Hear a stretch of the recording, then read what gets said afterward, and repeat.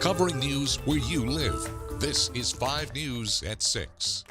And thanks for joining us. I'm Darren Bobb. Chief Meteorologist Scott Colbert joining us as well, too, to start off this newscast, talking about the weather, of course.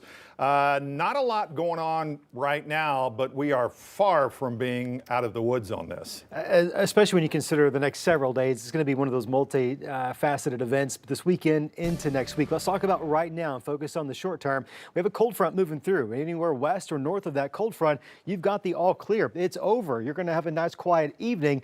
We're watching really closely on the leading edge of this front for the potential of one or two. It's not going to be many, but maybe one or two of those isolated cells popping up. You can kind of see that happening in north central Arkansas right now as that front skirts through that part of the area.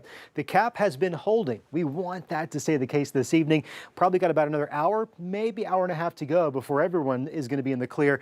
So it's going to be a critical next, let's say, 60 to 90 minutes to see if we can get a thunderstorm to pop or not. Tornado watch continues for Scott, Johnson, and Logan counties through 7 o'clock this evening. Everybody was under it earlier. That has since been canceled as the front has progressed towards the east. We've seen those conditions stabilize, and that's some good news. We'll track that for you this evening as well. We got to talk about tomorrow's forecast, which does have a severe weather chance. Most of the day is going to be fine. It's going to be the afternoon and evening we'll have to watch closely. Another potential coming up for us on Sunday as well. Doesn't stop there. More chances early next week. A lot of weather to talk about it. We'll take a deep dive into the most precise timing we can give you. All coming up here in just a few minutes. All right, Scott, thanks. Take a look at this damage out of St. Louis this afternoon. A possible tornado ripping through areas just west of downtown. We can tell you that one person has died and 2 others were pulled from the wreckage of a partially collapsed church. Our station there in St. Louis reporting 3 people have died so far. A lot of reports of large trees down, windows blown out of buildings. Nearly 100,000 people are without power in the St. Louis area right now. Also right now, state police launching an investigation after an Arkansas State Police trooper shot and killed a man in Crawford County. This happening at the Hilltop Travel Center in Rudy, which is just north of Alma on I-49. That's where we find 5 News reporter Parker Abels. And Parker, what are you learning from state police about this? Yeah, Darren, I've been here at the Hilltop Travel Center off I-49 in Rudy gathering information all day, and the Arkansas State Police tells me that the suspect ran outside the back of the Workman's and then he ran over here to the east to some private property. That's where he was pulled out his weapon and was then shot. We're still waiting for police to release the suspect's name. So far, what they tell us is around 6:30 this morning, he was involved in a domestic battery incident in Sebastian County and was trying to get away. However, he was spotted driving erratically down I-40, eventually leading police to find him here at the Hilltop Travel Center. Police say they shot him when he refused to put his weapon down. Kevin Holmes, the Crawford County prosecuting attorney, tells us what's next. Police, CID, Criminal Investigation Division will do a full investigation. They'll ultimately turn it over to me to make a decision on whether the shooting was justified. I went out on scene, kind of walked through a little bit with them about just where it was and what had happened. We'll continue to follow this investigation as it unfolds. Well, in Rudy, covering news where you live, Parker Abels, 5 News. All right, Parker, thanks. Tonight, a Benton County case sending a message to anyone in Arkansas who distributes fentanyl. Enrique Valdez is now the first person in Benton County to be convicted and sentenced for supplying the fentanyl that killed a 19-year-old. 5 News reporter Jacob Luthi talked to his mother, who says she plans to turn her family's pain into purpose. My son was a beautiful soul. He was intelligent, he was funny. He loved to make people laugh. He enjoyed creating music, and he had a big heart for others as well. The death of Amy Gephardt's 19-year-old son, Charles, is at the core of a historic sentencing in Benton County. And now that the man found responsible for his death is headed to prison, Amy says the healing process can move forward. I'm able to move forward in my grief now and have this weight off. Enrique Valdez is sentenced to 73 years in prison for aggravated death by delivery of fentanyl, along with other charges, a first in Benton County. They know that there's going to be punishment.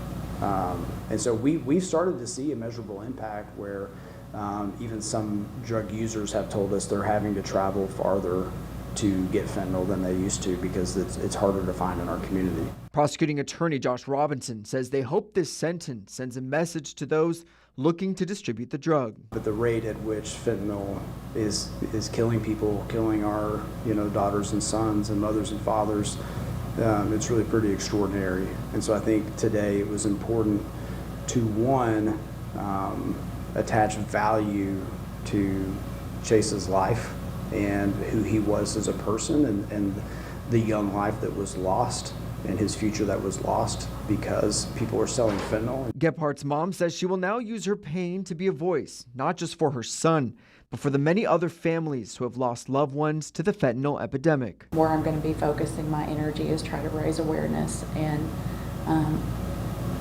use my son's situation as a testimony. You can turn your pain into purpose and make a difference and be a voice, and hopefully through that voice it can reach out to other people and people can hear that message and that it will help save somebody else's life. In Benton County, covering news where you live, Jacob Luthi, 5 News. Valdez will be eligible for parole after 26 years. New at 6 tonight, we are learning more about that fatal accident in Siloam Springs this week.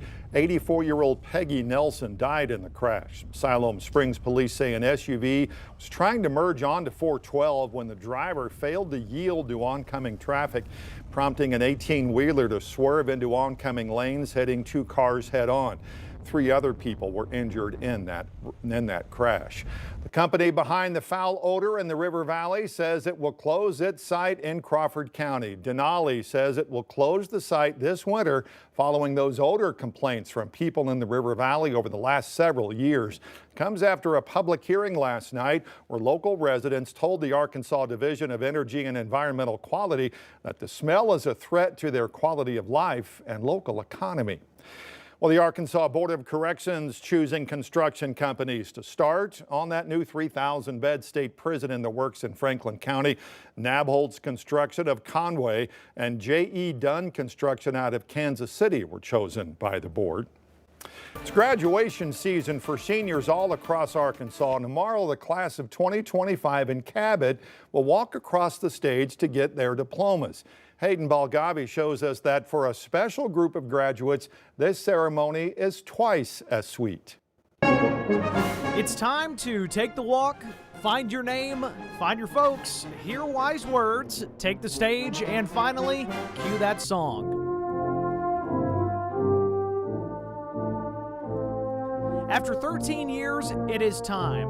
But the Cabot High School class of 2025 will make you do a double take. I didn't know that there was that many twins. I'm older by 1 minute. I won't be able to steal my clothes anymore. This graduating class features 11 sets of twins. One of them plays volleyball, one of them plays soccer, and then one's at both. We got 2 that are in auto tech, got a couple in broadcasting. Some fraternal. Birthday parties, Christmases, never got anything to yourself. Some identical. I don't think we ever really fought. We've always kind of just been friends. Through the ups and the downs, these twins share a unique bond of experiencing this academic journey together. It's been pretty nice, helping me with my grades and stuff. It's all to him. Did you guys ever switch homework or anything? Yes. I just did most of it. It's been all right, I guess. Yeah. All right. Now it's on to the next chapter, whether that's near The University of Arkansas at Fayetteville and do mathematics. or far. Plan to go to Boston University and study film. But not before one last sibling rivalry. Well, I'm more excited for myself because I'm me. More nervous for her, you know, it's kind of, you gotta up me. Whenever I walk across the stage, you gotta walk across better. Seniors 2025!